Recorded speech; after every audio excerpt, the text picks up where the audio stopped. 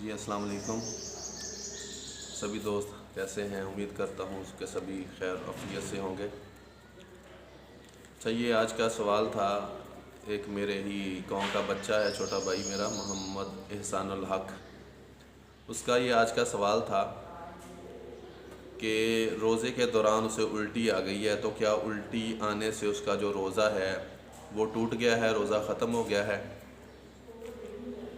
तो सबसे पहले मैं अर्ज़ करता चलूँ कि रोज़ा टूटने के लिए 3 शराइत हैं और इन तीनों शराइत का इकट्ठा होना ये ज़रूरी है।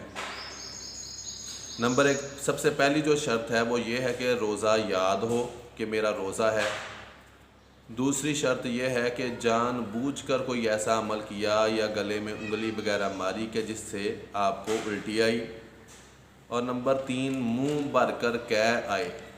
मुंह भर के कह आने से मुराद इस तरीके कह है कि इतना प्रेशर हो कि मुंह बंद करने से भी आप मुंह बंद ना कर सकें और प्रेशर के साथ जो उल्टी है कह है वो बाहर आ जाए।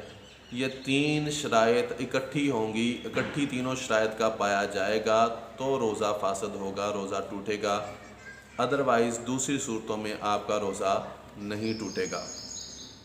और इसी तरीके अब इन तीनों शराइत को अगर मिला के देखा जाए तो नंबर 1, सबसे पहले किसी को रोज़ा याद नहीं था, जानबूझकर भी उसने अमल कर लिया, यानी कि रोज़ा याद नहीं था कि मेरा रोज़ा है, गले में उंगली मार ली, उल्टी आ गई, हाँ जानबूझ के उसने उंगली मारी, तो तब भी रोज़ा नहीं टूटेगा।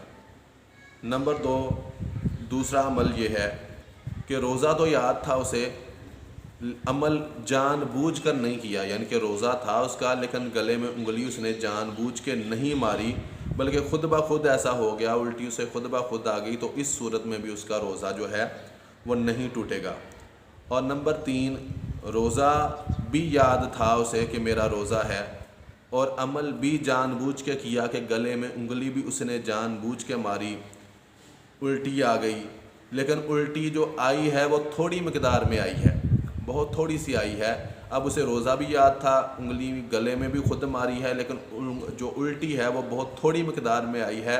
तो इस सूरत में तीनों सूरतों में उसका रोज़ा जो है वो नहीं टूटा। खुलासा कलाम ये निकला कि तीनों सूरतें अगर इकट्ठी होंगी तो तीनों सूरतों के इकट्ठे होने की वजह से रोज़ा टूटेगा। अगर तीनों में से कोई एक सूरत भी इकट्ठी नहीं हुई तो उस शख्स का रोज़ा जो है वो नहीं टूटेगा। लिहाजा तीनों शराइत का इकट्ठा होना ज़रूरी है रोज़ा टूटने के लिए, यानी जितनी मर्ज़ी भी उल्टी आ जाए, जितनी मर्ज़ी कह आ जाए, जब तक तीनों शराइत पूरी ना हो, या फिर ये हो कि उसे उल्टी आई है तो उस उल्टी को उसने वापस निगल लिया है, अब उसके ज़र्रात उसने निगल लिए हैं, उल्टी को वापस खा गया, निगल गया, इस सूरत में जो है वो रोज़ा टूटेगा। बहरहाल खुलासा कलाम यह है कि इन तीनों सूरतों को इकट्ठा अगर किया जाए तो रोज़ा टूटेगा, इसके अलावा रोज़ा नहीं टूटेगा। अल्लाह पाक अमल की तौफ़ीक़ अता फ़रमाए, आमीन।